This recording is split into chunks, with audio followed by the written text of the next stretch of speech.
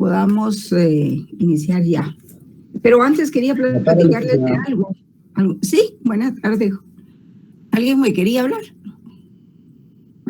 Quería solo platicar con ustedes si recibieron el material del doctor Máximo Pacheco. Sí, buenas tardes, licenciada. Ese lo envió. Buenas tardes. Ese lo envió ayer, ¿verdad, licenciada? Sí, licenciada, que yo no lo pude abrir, o sea, no. Sí, licenciada. Sí, pero no lo pude descargar, no sé por qué. No lo puedo descargar. No, me lo tira en blanco a mí, pues a mí, los demás no sé. ¿Así? Ah, bueno, entonces voy a revisar. Voy a ver si lo coloco en ¿cómo se llama? Lista, pero el archivo sí puede verse. ¿Cómo? Sí, carga, que el archivo sí se puede ver en internet. Pero no está no lo pueden descargar. Licenciada, Sí, ya lo bien, compartieron. Ya lo acaban de compartir. Ah, Sí, excelente. licenciada, gracias, lo compartieron, pero yo sí no lo pude descargar porque no me lo dejaba abrir. Pero ya lo compartieron, gracias. Ah, excelente. Pues sí, quien lo pudo descargar, entonces lo compartió, así de que les agradezco. Sí, miren, parte de las cosas que tenemos que arreglar es que habría que nombrar un coordinador o encargado o representante de sección. Creo que sería saludable para poderse comunicar con él o con ella directamente, ¿verdad? Si ustedes lo consideran, pues están en libertad de hacerlo. Sí, Lisbeth, cuénteme. Licenciada, yo envié el archivo a los 2 grupos que hay de WhatsApp de filosofía. Ah, excelente. Miren, le agradezco infinitamente por eso. Así pues tienen tiempecito de leerlo. No sé si tienen alguna otra pregunta. Hoy vamos a recapitular un poco sobre lo que estábamos trabajando la vez pasada, de la definición, bueno, de lo que es la filosofía del derecho y lo que es la ciencia, pero platiqué con ustedes del mito de la caverna. No, ¿verdad? No, licenciada. No, licenciada. Ah, bueno, entonces vamos a tomar de nuevo el punto, vamos a retomar de nuevo el punto, sí, para que no hayan confusiones, ¿verdad? Para dejar todos los conceptos claros, las definiciones y todos los puntos. Entonces, voy a platicar otra vez de lo que es filosofía jurídica.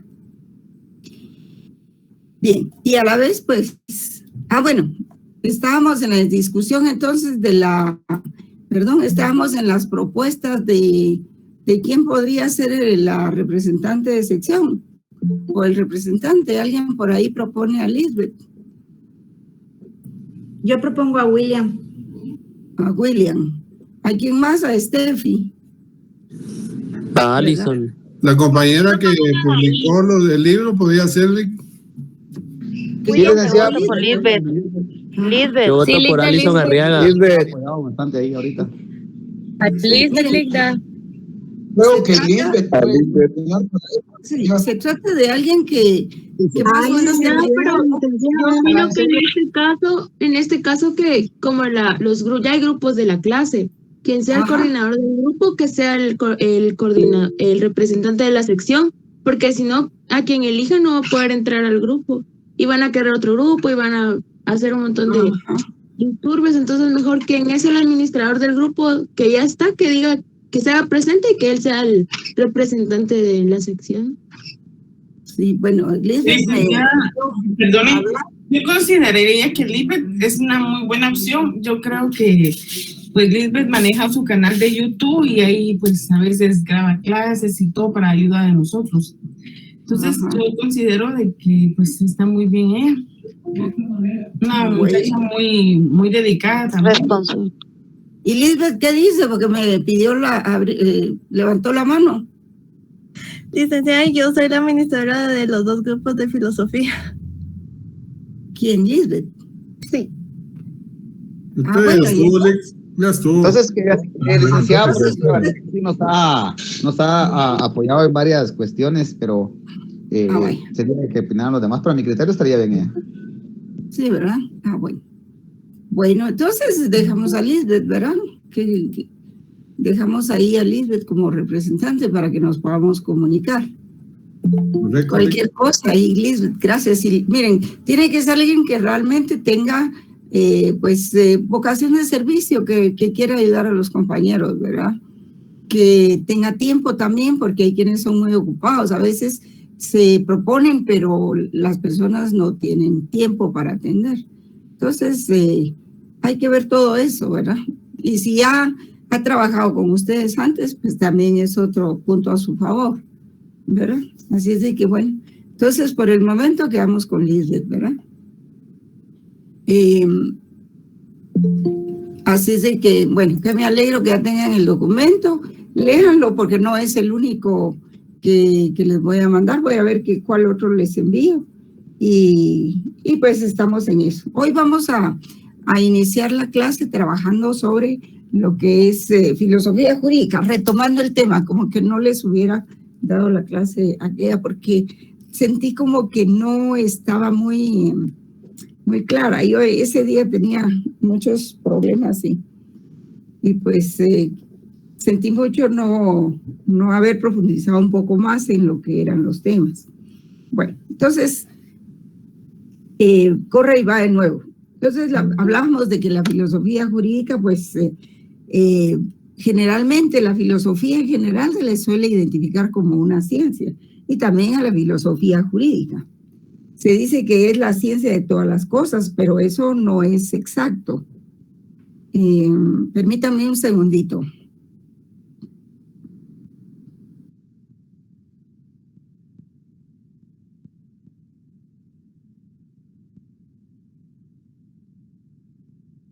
Ya, disculpe. Pero eso no es exactamente así, ¿verdad? Vamos a ir deshojando la margarita para ver quién nos quiere, ¿verdad? Entonces, desde el punto de vista de la tradición científica, no es que la filosofía del derecho sea una ciencia exactamente, ¿verdad? Pero por eso es muy importante diferenciar entre lo que es filosofía y lo que es ciencia. Y también es importante diferenciar entre filosofía y ciencia del derecho. Por eso yo les decía que la filosofía es en general teórica. Y la filosofía del derecho es la filosofía aplicada o práctica, como se le dice. Ya no es tan teórica, sino es práctica porque es aplicada a una ciencia en lo particular. El derecho sí es una ciencia. Y tenemos que identificar entonces cuál es el objeto o parte de la realidad que se estudia o que se pretende describir. También hay que identificar la ciencia que describirá dicho objeto de estudio y también identificar, por último, cuáles son las debilidades y los puntos fuertes en la manera de abordar ese objeto de estudio y las conclusiones que obtenemos de ello. Sí, vamos a ver a continuación el día de mañana con ustedes. Vamos a ver lo que es la teoría del conocimiento y es donde ustedes van a ver cuál es el sujeto del conocimiento, el objeto del conocimiento, el objeto conocido y en tanto que se está conociendo. Por ahora solo mencionamos algunas categorías, como objeto de estudio que sería el derecho, ¿verdad? Entonces la filosofía del derecho lo que hace es criticar una variedad de aspectos sobre el derecho y las ciencias jurídicas. Y siempre puede haber más, por supuesto, ya que no está limitada la filosofía. La imaginación, la curiosidad y el descubrimiento de las personas que estudian y que les gusta o se interesan por estas materias, pues no tiene límites, ¿verdad? Especialmente el filósofo del derecho. La filosofía, como habíamos hablado, pues tiene en Grecia su primer desarrollo, más que todo su origen cuando los filósofos empezaron a criticar las leyes que se estaban emitiendo por parte del Estado. Y no les pareció porque consideraban que era injusto. Entonces, en el momento en que ellos critican la ley, es cuando están haciendo filosofía del derecho. ¿Por qué? Porque lo hacen a la luz de ¿qué? De los valores. Y uno de esos valores era que ya no se estaba velando por el bien común, que es un valor del derecho, porque no había justicia. Y entonces la visión de lo jurídico y lo político también tiene su desarrollo en Grecia. En cuanto al derecho, lo primero que aflora entre nosotros pues es el problema del derecho natural. Todos hemos oído hablar del derecho natural y luego lo vamos a desarrollar. Que el derecho natural, ya les dije la vez pasada, que era intuitivo, que no está escrito, pero que todos sabemos qué es. Todos tenemos una idea de la justicia, aunque no sepamos leer ni escribir. Y en Grecia, pues ese es solo un aspecto fundamental del problema del conocimiento. Vamos a ver mañana la teoría del conocimiento. Eso les preocupaba a los griegos, les preocupaba pues mostrar qué era lo que se daba en todas partes y se repetía en cada comunidad. O sea, tratar de identificar un problema que fuera universal, pero que también se repitiera en lo particular, o sea, en cada pueblo, en cada comunidad, en cada familia.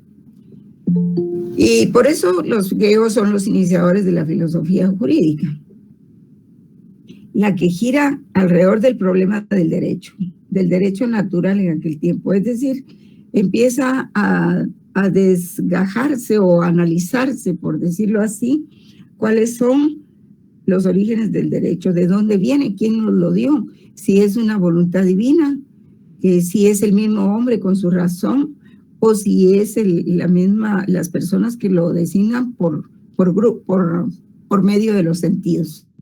Porque vamos a ver que en la teoría del conocimiento hay dos tipos de conocimiento.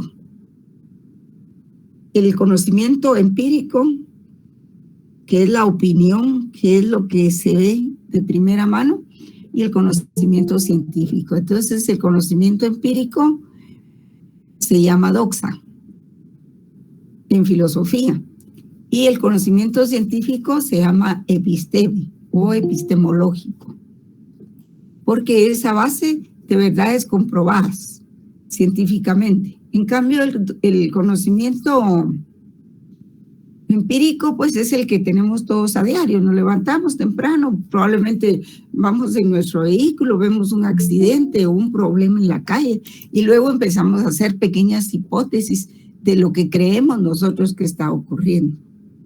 Con el devenir del día, pasa el día, entonces nos vamos dando cuenta si lo que pensamos que era el problema así lo era o no.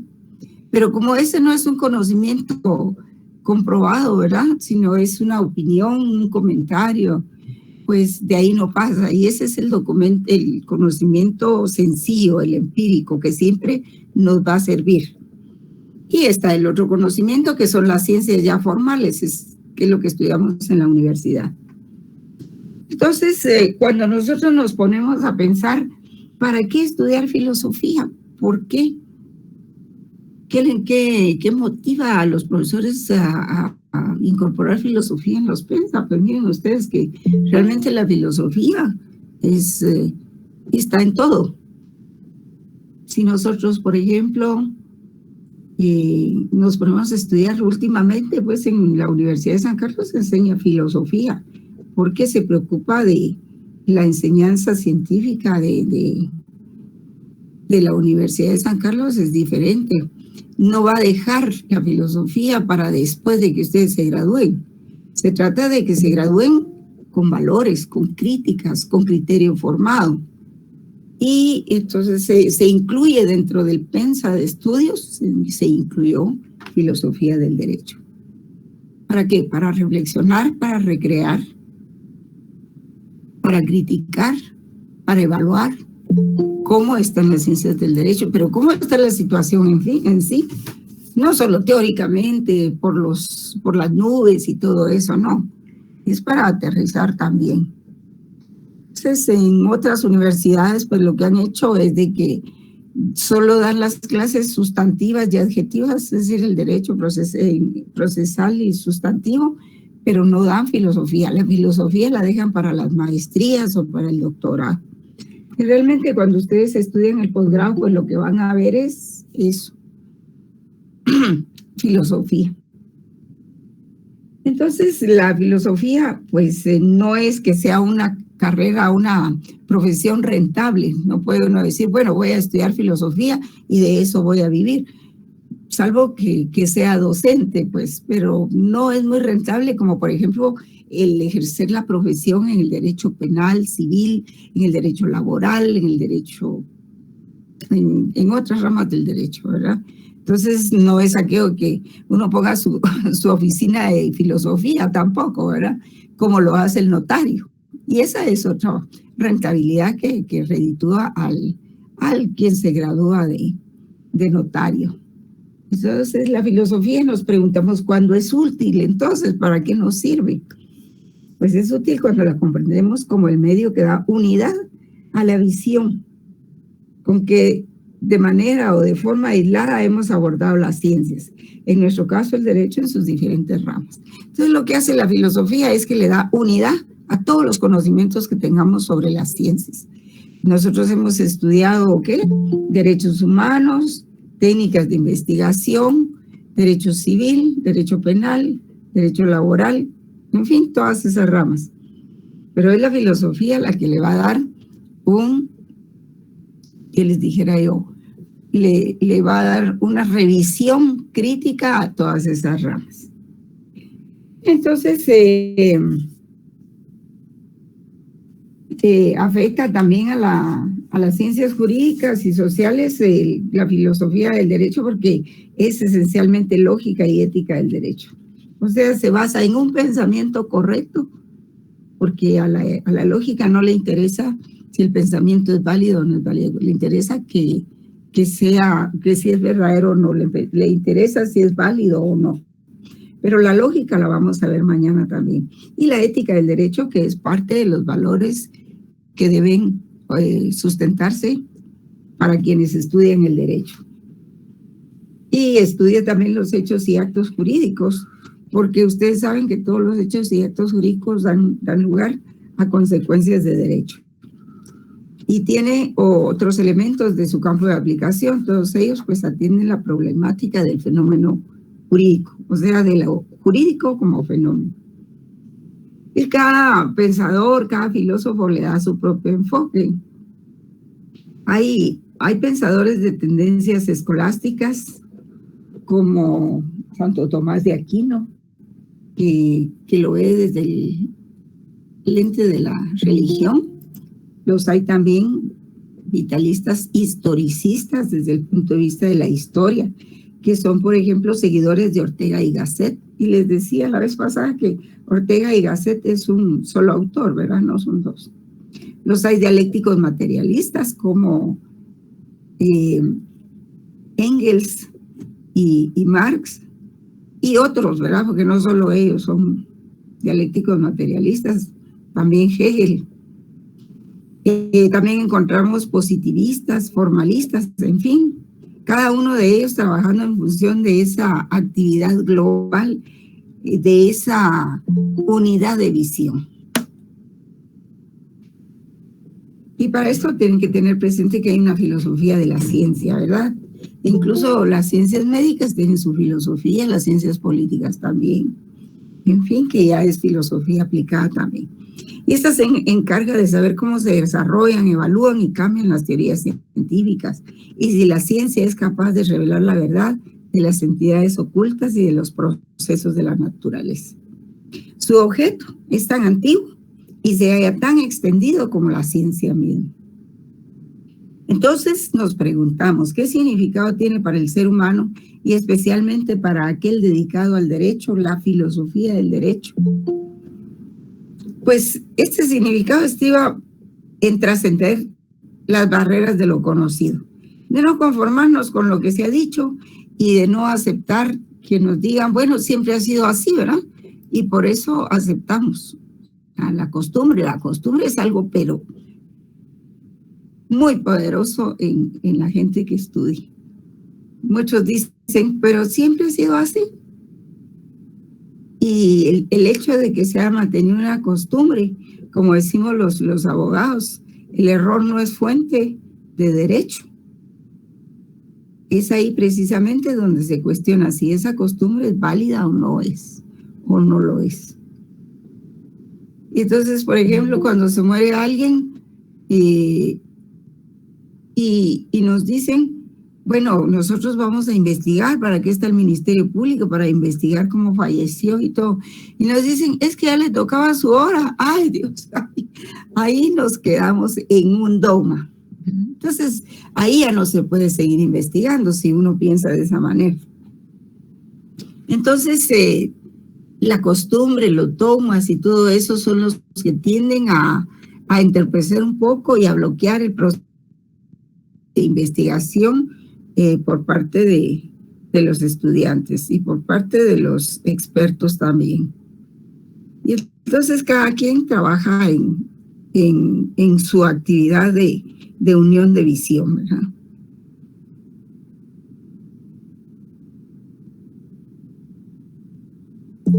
Hay que tener presente que la filosofía de la ciencia pues se encarga de saber cómo se desarrolla, evalúa y cambian las teorías científicas, y si la ciencia es capaz de revelar la verdad de las entidades ocultas y los procesos de la naturaleza.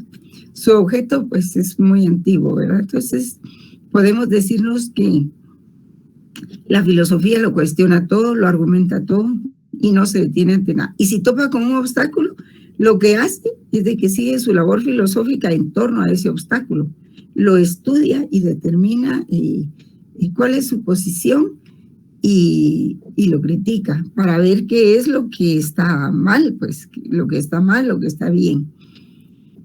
Precisamente por ser la teoría elaborada alrededor de toda la esencia y de todos los valores propios de lo jurídico. Analiza su sentido en función de la vida humana y del lugar que ocupan en el mundo. ¿Ustedes alguna vez se han preguntado qué lugar ocupan en el mundo?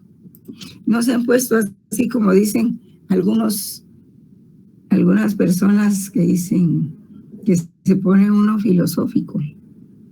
No se lo han preguntado. ¿Para qué estoy estudiando Derecho? ¿Para qué? ¿O por qué estoy estudiando Derecho?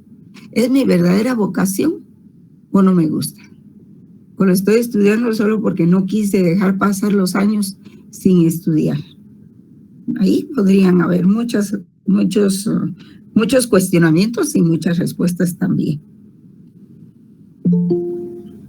Entonces, su campo de aplicación cubre fundamentalmente áreas como las siguientes, ¿verdad?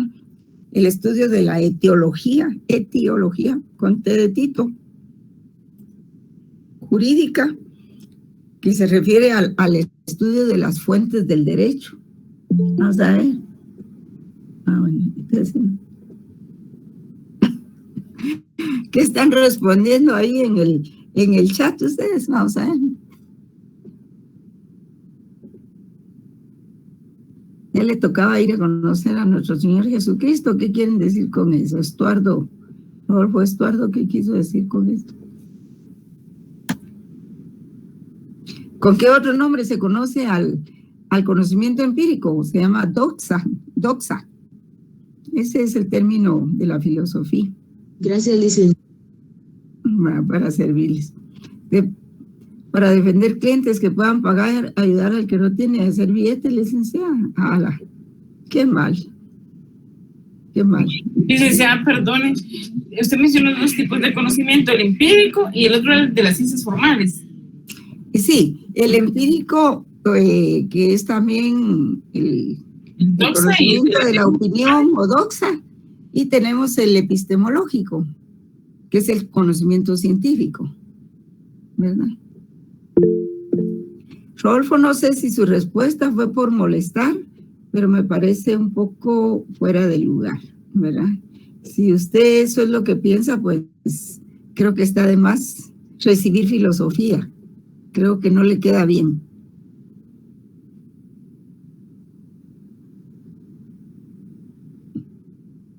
Sí, ahí está bien. Así como lo dice Jefferson, está bien. Sí, William, usted me quería... Sí, licenciada, perdón, si me puede repetir lo que significa etiología. Son las fuentes, es el estudio de las fuentes del derecho. Gracias, licenciada. Se le conoce con ese término. Y muy ligado al anterior, la ontología del derecho, ¿verdad? En donde vamos a responder a las preguntas de qué es derecho. Lo ontológico será el sujeto del derecho. Y además lo será la conducta humana, que es el deber ser. A eso se refiere la ontología, que mañana la vamos a ver ya con más detenimiento. La axiología jurídica pues será relativa a los valores, como el bien común, la seguridad jurídica y la justicia.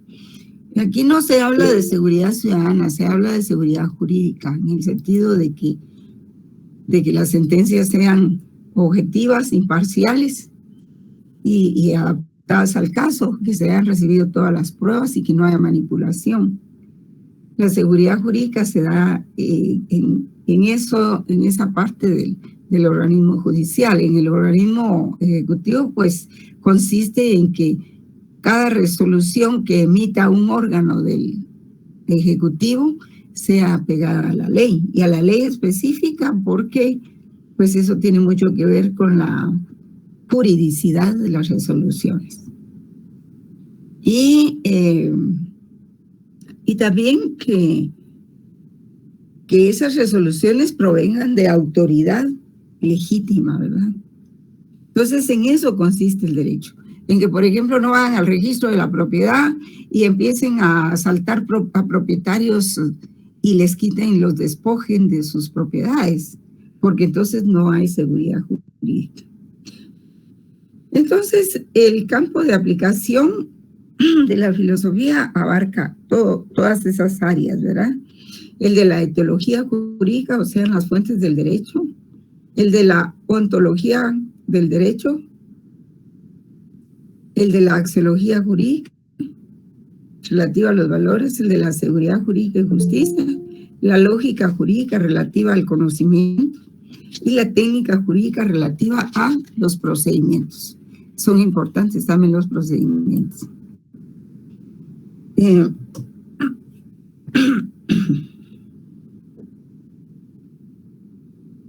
Entonces, la insuficiencia de la ciencia jurídica para dar una explicación del concepto, funciones y fines del derecho y para comprender la variedad de problemas de los cuales la experiencia jurídica es testigo, justifica la existencia de esa reflexión filosófica sobre el derecho, que no es otra cosa que la filosofía aplicada al derecho, como ya lo dije, ¿verdad? Entonces, la filosofía del derecho tratará de estudiar el derecho en su realidad, o sea, en su dinámica propia, en su realidad, lo que se llama el ser del derecho. El ser del derecho es lo que estudia la filosofía, y a eso se le llama ontología. Quiero desde ya que a ustedes se les vayan grabando, por decirlo así, las definiciones de lo que es cada una de estas categorías. En este sentido, no queremos decir que la realidad, pues lo que hay, sea el ser, sino al revés, el ser es la realidad. O sea, el ser del derecho es el ser de la realidad jurídica. Por lo tanto, la filosofía del derecho, hay que señalarlo, ¿verdad? No es una disciplina jurídica. No estamos ante otra ciencia del derecho en nuestro curso. Esta no es un curso de una rama del derecho, no lo es, sino que es una filosofía dirigida a un ámbito de la realidad, que es la realidad jurídica, de la cual se constituye una búsqueda permanente y desinteresada de las condiciones morales, éticas, lógicas, históricas, que la hacen posible. En síntesis, se entiende como filosofía jurídica el deseo o la pasión por conocer, interpretar, dirimir las ciencias jurídicas en su totalidad, es decir, desde un punto de vista filosófico, cuestionándolo todo, argumentándolo todo, lo cual nos conducirá pues a una definición verdadera, la mejor entre ellas, porque saben ustedes que la verdad pues es relativa, cambia porque cambia el tiempo, cambian los actores, cambia la situación, cambia el contexto histórico. Entonces, la verdad tiene también un límite. Entonces, García Maínez señala que la ciencia del derecho quiere saber qué cosa es el derecho respecto de la totalidad de la vida jurídica, a fin de conocerlo mejor. Y para eso se estudia integralmente. Es una experiencia integral. La filosofía, eso es...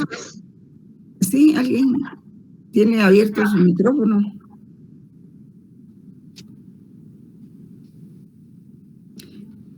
Por eso no hay que confundir la filosofía del derecho como la doctrina del concepto del derecho. Más bien, como dice este filósofo Emil Lask, que la filosofía jurídica suministra solo un concepto filosófico del derecho, o sea, la fórmula filosófica del valor o de la significación para la fórmula empírica del concepto. Investiga los últimos fines formales del derecho, su posición en el reino de los valores culturales, su influencia sobre la conducta humana y determina al derecho un lugar trascendental, o sea, que trasciende toda nuestra vida. ¿Alguien tiene abierto su micrófono, jóvenes? Rocío Gabriela de León lo tiene abierto. Cierre su micrófono, sí. Es que el problema es que si yo cierro el micrófono, de una vez lo saco de la plataforma. Entonces, ya es otro trabajo ingresarlos. Entonces, miren, les voy a contar ahora un cuento, como les voy a comentar.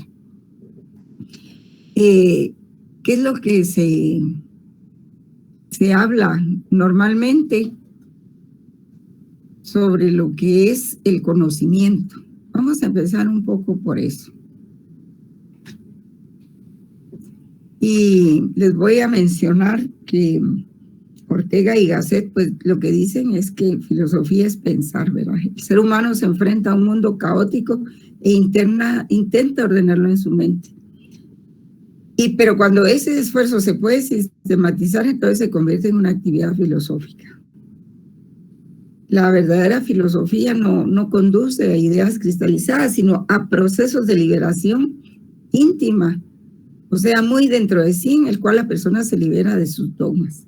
Y en ese sentido es que vamos a trabajar la filosofía. Por ejemplo, hay un como anécdota, como un mito que se denomina el mito de la caverna. No sé si ustedes lo han oído antes. El mito de la caverna. Que sirve mucho para explicar la ignorancia, pues, y el trabajo de la filosofía. Y este mito de la caverna lo señala el filósofo Ferrer, que no es de él, sino que es un mito originario de Platón, en el año 427, más o menos antes de Cristo. Y consiste en lo siguiente. Dice, unas personas están sentadas en lo más profundo de una caverna, atadas de espaldas a la salida de una caverna, ¿verdad?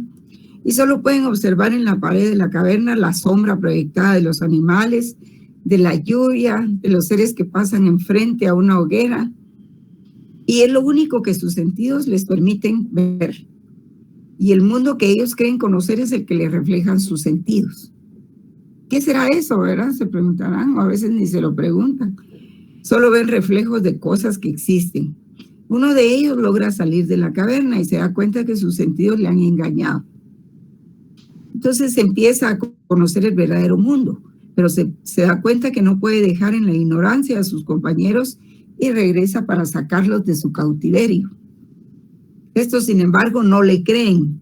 Están felices entre las sombras y no quieren escapar de sus cadenas. Del mito de la caverna, entonces, ese es el mito de la caverna de Platón. Y eso sirve para colegir varios elementos que configuran la actividad filosófica. ¿Para qué sirve la actividad filosófica? Entonces, los seres humanos, lo que quiere decir es que somos prisioneros de las falsas percepciones de la realidad que tenemos. Así como las personas que vivían atadas en la caverna que creían que la realidad eran las sombras que proyectaba la hoguera, en la actualidad eso se podía comparar con las imágenes proyectadas en la caverna, como los contenidos que proyectan los medios de comunicación, por ejemplo, o la propaganda de los políticos, las promesas que hacen, en fin, porque no todos los medios de comunicación dicen la verdad. La mayoría, pues, solo tratan de desorientar.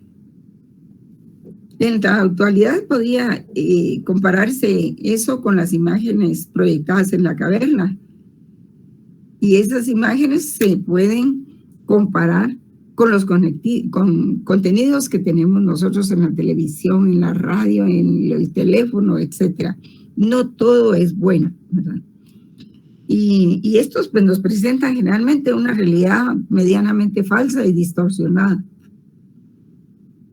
Pero además nosotros poseemos muchos prejuicios o conocimientos que creemos verdaderos, pero que carecen de fundamento, como por ejemplo las sombras que veían los prisioneros de la caverna. Y podríamos permanecer equivocados toda la vida, creyendo que la realidad que proyectan los medios o nuestros prejuicios o nuestros dogmas son los verdaderos. O podemos luchar para romper con nuestra ignorancia, ¿verdad? Eso depende mucho de cada quien. Entonces lo que pasa es de que la filosofía es un arma para eso, que nos puede liberar de esa prisión de la ignorancia. Sobre todo que hay muchos ignorantes que no saben que son ignorantes, y eso es lo peor, eso es terrible. Y ocupan puestos en el gobierno, puestos de dirección del gobierno, y ahí se quedan, ¿verdad? Y no les importa que pues su prestigio, no les importa su reputación o lo que se diga de ellos, ¿verdad? Lo que les importa es el dinero, les gusta mucho el dinero. Y eso es precisamente lo que busca la mayoría.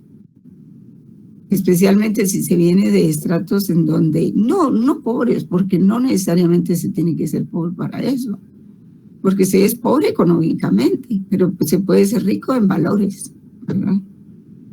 Y el problema es no saber que se es ignorante y que lo que se está proponiendo, se está diciendo, se está haciendo, le hace mucho daño a la población.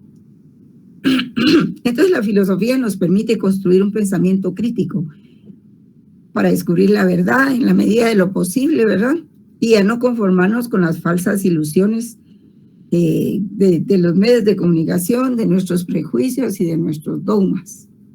O la vanidad y la avaricia también.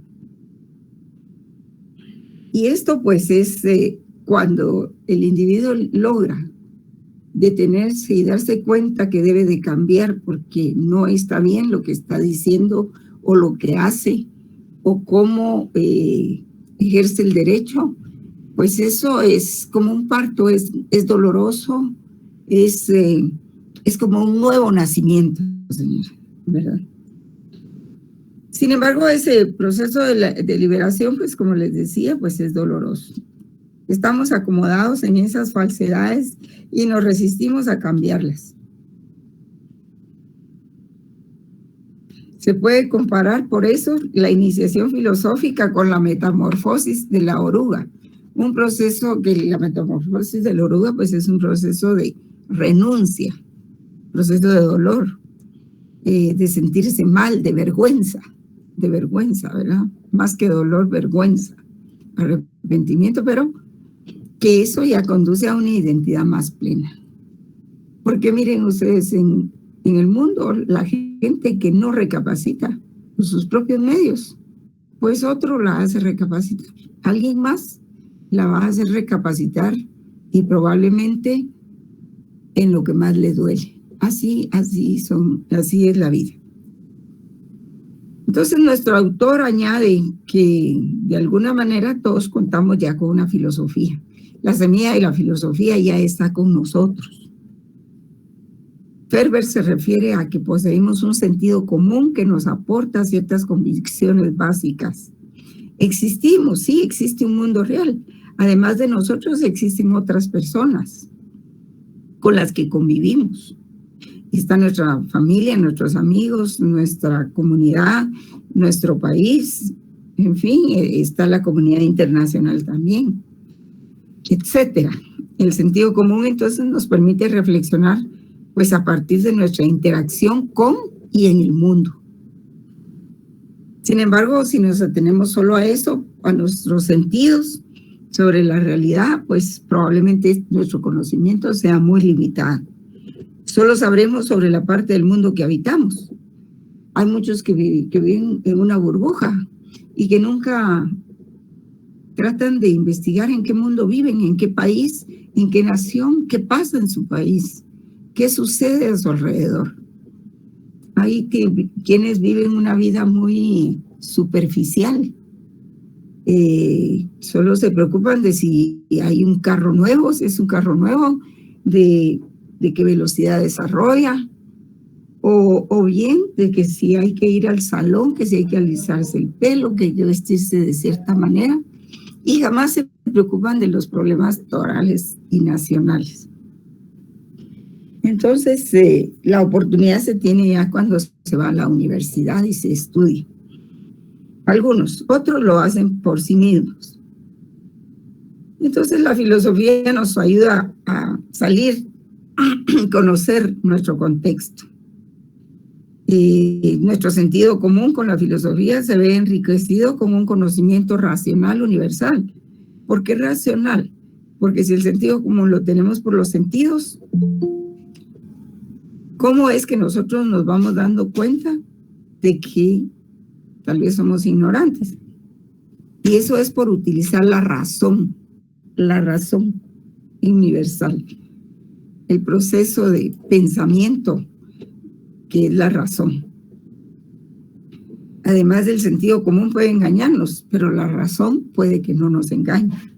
Entonces los datos que aporta la experiencia o la costumbre, pues por supuesto pueden ser falsos, sobre todo la costumbre, y era lo que yo les decía hace unos minutos, que todo el mundo dice, pero si siempre se ha hecho así. Por ejemplo, llega uno a tribunales y cuestiona y dice, mire usted, ¿por qué se está inventando el paso de aquí para allá si eso no está en la ley? No, licenciada, es que sí, así se ha hecho siempre. Y quiere decir que porque se ha hecho siempre, eso tiene que ser correcto. No, no lo es. Eso lo único que hace es atrasar el proceso, porque ustedes se inventaron ese proceso, porque ese paso no existe, por ejemplo. Y entonces la costumbre puede ser falsa, ¿verdad? Nos puede conducir a error.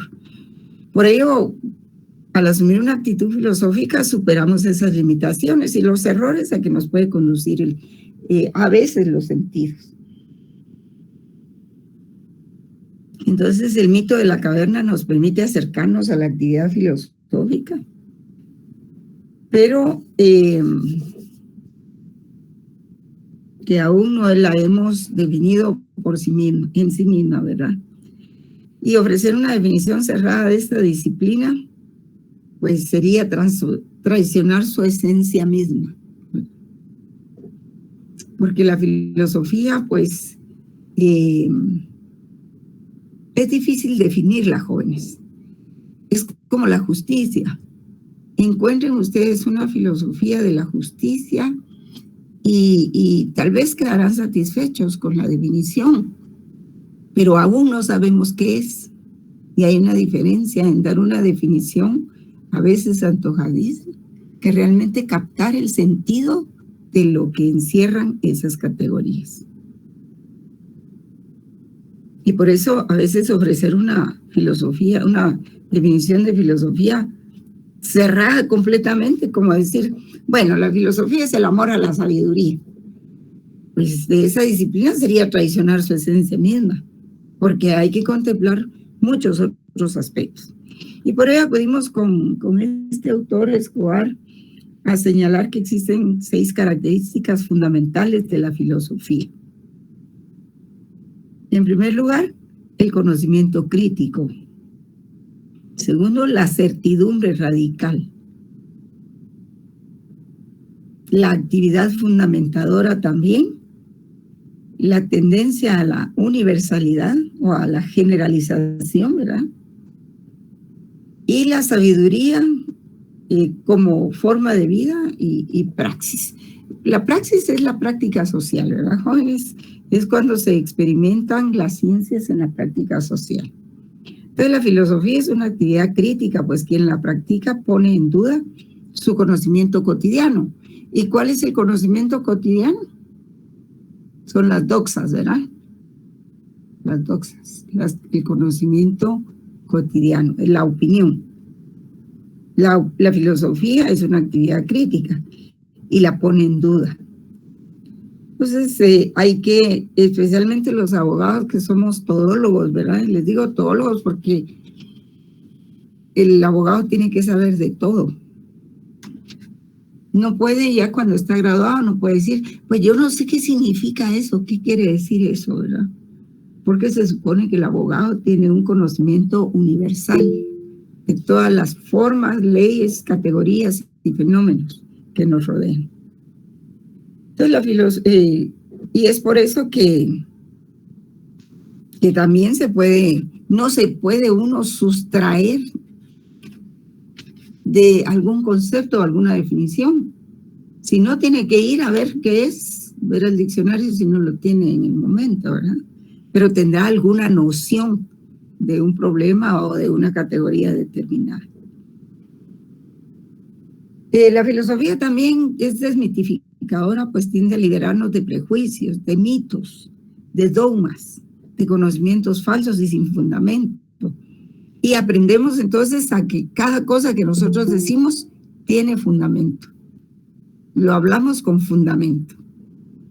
Cada filósofo pone en duda los saberes que ha heredado o que prevalecen de la sociedad, en fin, y busca a la vez respuestas más satisfactorias. No se conforma con los mitos o los dogmas ya establecidos, o las costumbres ya establecidas. Toda persona puede mantener esa actitud y empeñarse constantemente por desterrar de su mente los conocimientos falsos, los mitos, que le impiden al final le impiden desarrollarse plenamente. También implica la necesidad de tener una certidumbre radical, porque no se conforma con respuestas superficiales. Examina con paciencia cada respuesta posible, descarta aquellas que no sean satisfactorias y solo acepta cuando encuentra respuestas que le ofrezcan una certidumbre radical acerca de su interrogante. Escobar también indica que la filosofía intenta establecer los verdaderos fundamentos sobre los que se rigen nuestros conocimientos. Ya saben que los abogados siempre tenemos que tener un fundamento de lo que decimos y de lo que argumentamos. Y para hacerlo, pues parte del principio de la duda metódica. Y Descartes es uno de ellos. Él duda de todo cuanto se conoce hasta llegar a aquello de lo cual ya no sea posible dudar. Y solo a partir de entonces empieza a reconstruir sus conocimientos metódicamente para garantizar que estos sean realmente fundamentados. Era Descartes el que decía, denme un punto de apoyo y moveré el mundo, jóvenes. ¿No se acuerdan ustedes? Denme un punto de apoyo y moveré el mundo. Porque él dudaba de todo. Claro, la duda es importante. A veces dicen algunos, piensa mal y acertarás, ¿verdad? Pero al pensar mal ya uno lleva una tendencia. No es una duda, sino una tendencia a ver negativamente las cosas. Y eso tampoco es bueno, ¿verdad? Todos los filósofos tratan de ofrecer una visión total o universal, aunque la interrogante surja de un fortuito casual. Al someterse al riguroso análisis, conduce poco a poco respuestas que enjuician los cimientos más profundos de la realidad. Bueno, aquí estamos hablando en términos generales, ¿verdad? No estamos refiriéndonos a un problema en específico. El conocimiento profundo busca... Perdone, usted había mencionado 6 características, el conocimiento crítico, la atención, no las puede podría repetirlas, perdón. Con mucho gusto, sí. Señala 6 características fundamentales de la filosofía, ¿verdad? El conocimiento crítico, la certidumbre radical, la actividad fundamentadora, la tendencia a la universalidad o generalización, ¿verdad?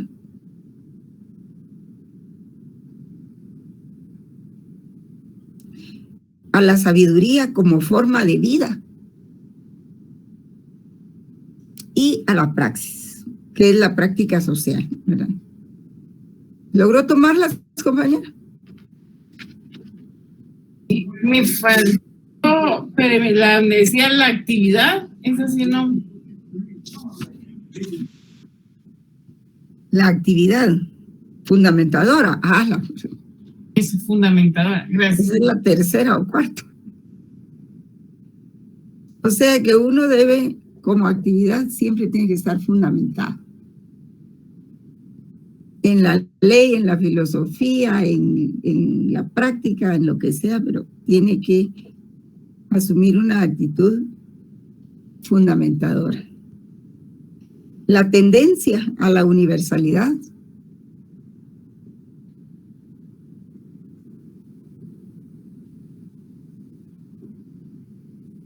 o generalización, para que sea más entendible, ¿verdad?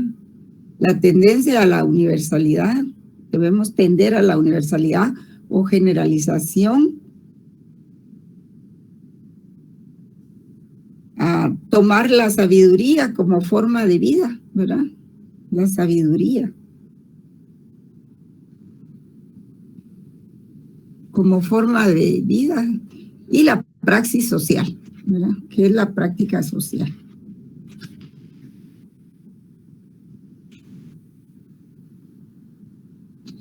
Muy amable, licenciada, le agradezco.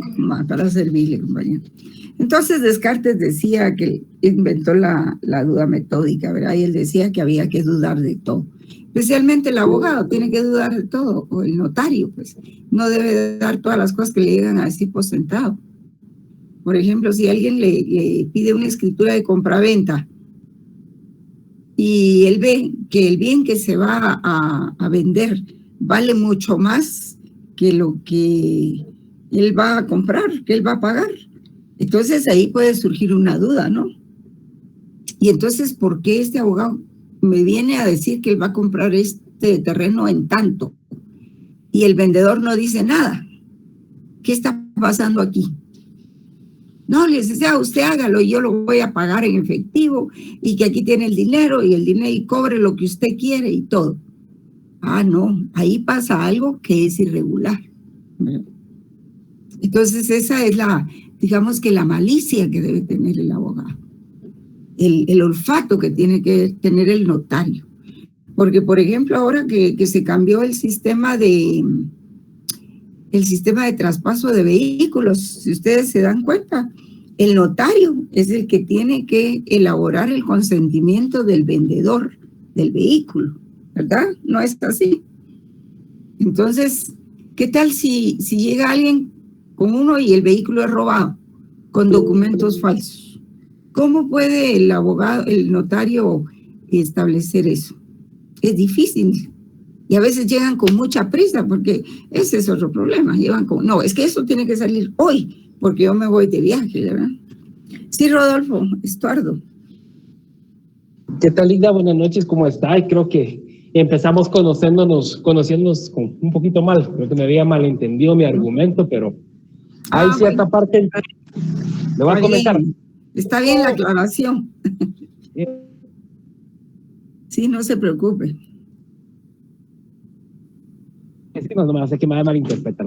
Mire, Linda, yo lo que estaba viendo, o sea, en nuestra carrera, yo que parte del trabajo del abogado, y siempre he dicho que hay una separación porque mucha gente se parte de la figura de lo que es Dios, o sea, lo que es la moral y la razón. Yo siempre he dicho que la moral es Dios, porque es que te pone la base para hacer ciertas cosas, y el diablo es la razón. ¿Por qué? Porque al final de cuentas lo que se busca es llegar a la verdad, y ese es el principio básico de lo que es el derecho como tal, buscar la verdad, buscar la justicia. Sin embargo, lamentablemente la justicia guatemalteca ha sido transgredida. O sea, tenemos buenas herramientas jurídicas, Pero lamentablemente la ley se hace a la conveniencia de la persona que lo está haciendo. Obvio, es nuestro cliente. Pero en base a la razón, y que me imagino que es de las bases de la filosofía, el tema de la duda, porque yo siempre he dicho, o sea, cada caso, cada situación que llega de una...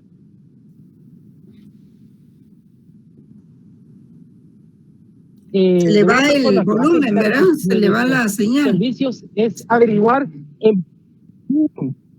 No, aquí estoy bien. Lo que pasa es que me están llamando y están cortando la llamada. Entonces, a lo que voy es que el trabajo del abogado es buscar la verdad. Y vas a buscar la verdad en base a las preguntas que le vayas a hacer a tu cliente, a cualquier cuestión que vayas a hacer.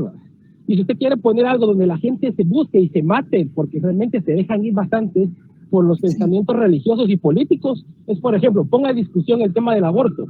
Ahí va a ver que un montón de gente se va a quitar. Sí, eso es tremendo. Tremendo. Ponga en la mesa lo que es el matrimonio entre ambos sexos. Se van a desmochar. ¿Por qué? Porque lamentablemente la vida, como cree el guatemalteco, está muy condicionado a su entorno. Lamentablemente el guatemalteco tiene tendencias a ser mucha la costumbre, muy conservador. Y el tema, yo siempre he dicho que el derecho es una ciencia evolutiva. El derecho que era de hace 50 años no es el mismo de ahora. El derecho tiene que ser evolutivo. Sin embargo, la gente siempre va a buscar pretextos para que se mantenga siempre el mismo sistema que tenemos. Bueno, no pierda de vista la moral social también. Porque si la moral social establece ciertos planteamientos, no puede uno, por más esfuerzo que haga, apartarse de esa moral social. O sea, la moral social es la que sustenta a todo el mundo. Y que al final es la que va a criticar esto o aquello, ¿verdad? No puede uno ir en contra de la moral social, que es la mayoría de los habitantes o de las personas que componen un país, ¿verdad? Exacto. Entonces, yo quería terminar aquí este punto, Rodolfo. Sí, no sé si usted quiere intervenir un poco más, porque yo quería terminar este punto. Sí, va. Yo le agradezco su intervención y no se preocupe. Acuérdese que estamos viendo filosofía y pues es para eso precisamente la clase, ¿verdad? Para no ser tajantes. Y le agradezco la aclaración. Muy bien. Entonces, los filósofos deben tratar de ofrecer una visión total o universal. Aunque la interrogante surja de un hecho fortuito casual, al someterlo a la rigurosa contemplación o análisis, conduce poco a poco a respuestas que enjuician los cimientos más profundos de la realidad, como lo que estaba diciendo Rodolfo ahorita, ¿verdad? Eso puede remover, por ejemplo, la moral social, y ese remesón da muchos problemas, muchos enfrentamientos, como decía él. Entonces, el conocimiento profundo que busca el filósofo o quien asume una actitud filosófica no tiene sentido en sí mismo, sino porque nos ayuda a adquirir sabiduría. Y a eso es a donde nos queremos encaminar con este curso, a que ustedes adquieran sabiduría. Eso no quiere decir que yo sea sabia, no. Yo lo que hago es conducirlos y llevarlos, darles los elementos, las tesis, las teorías, para que ustedes mismos se entusiasmen por saber más y por conocer desde otro punto de vista el derecho. Como les decía, esto del notariado. ¿Qué pasa ahora si nos llevan un carro que es robado y tiene papeles falsos? ¿Será que el notario tiene capacidad para verificar inmediatamente? Entonces tiene que contar con la infraestructura para que no lo vayan a sorprender, ¿verdad? Entonces, esas son las cosas prácticas del derecho. Es la realidad del derecho cuando se da como fenómeno, cuando ejercemos, por ejemplo, nuestra profesión. ¿Qué tal si a ustedes los contrata alguna persona que ha delinquido, pero les dice a ustedes que no lo ha hecho, ¿Qué necesita el abogado? El abogado necesita saber si lo hizo o no, si cometió el crimen o no. Por ejemplo, si mató a otra persona. ¿La mató o no? ¿Por qué? pero necesita uno que le digan la verdad, como que fuera el sacerdote, para saber cómo enfocar la defensa. A partir de ahí se puede enfocar una buena defensa. Pero si el procesado o su patrocinado le miente al abogado, entonces lo pone en una situación de desventaja al abogado defensor, porque tarde o temprano pueden salir cosas a la hora de estar en las audiencias, ¿verdad? Bueno, entonces el conocimiento y la sabiduría son dos realidades distintas. No tiene que ver la sabiduría con el conocimiento. El primero se refiere a una labor puramente teórica que busca desentrañar la verdad. El conocimiento, ¿verdad? Nociología, que vamos a ver después. La sabiduría supone tener un saber existencial profundo y fincado en experiencias y vivencias.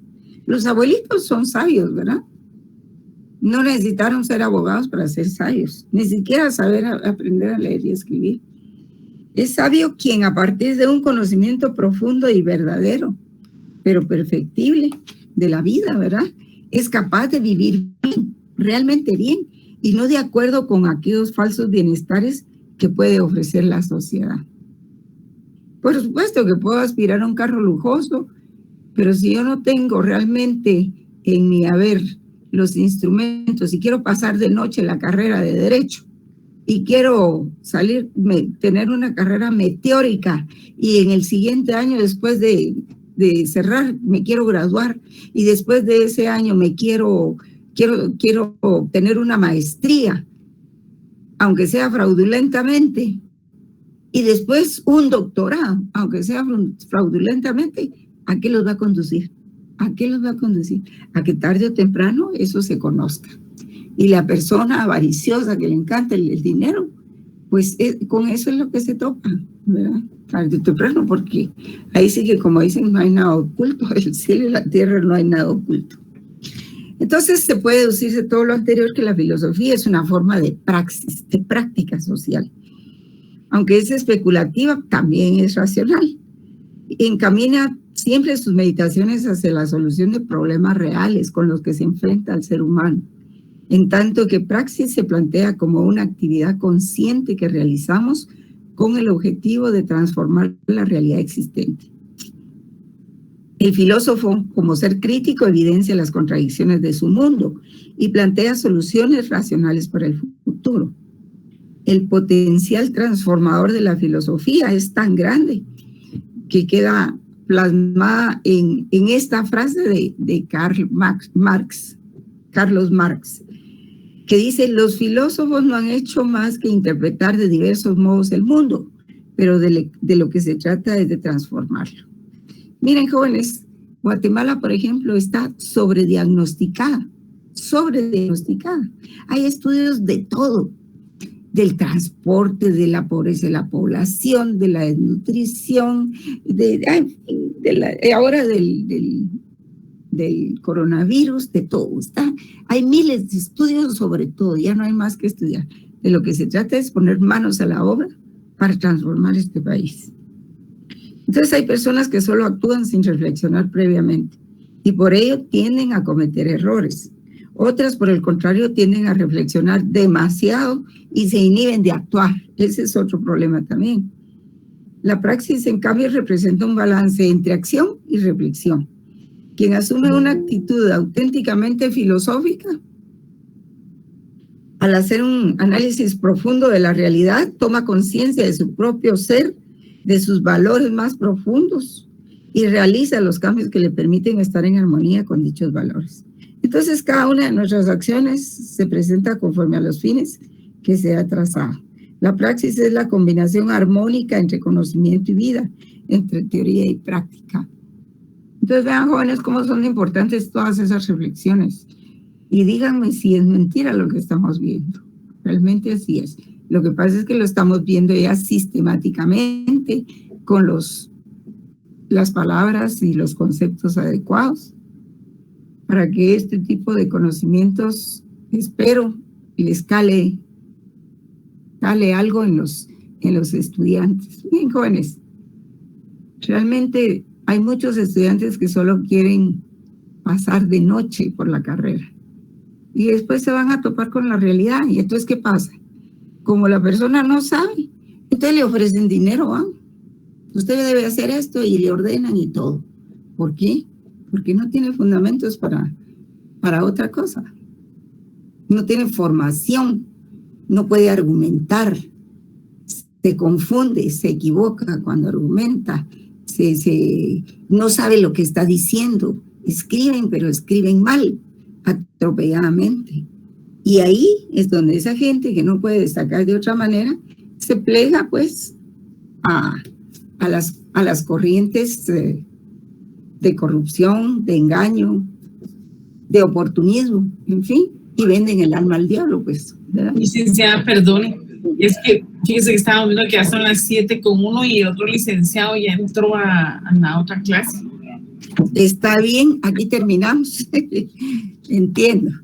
Bien, jóvenes, que pasen una feliz noche. Que estén bien. Muy amable.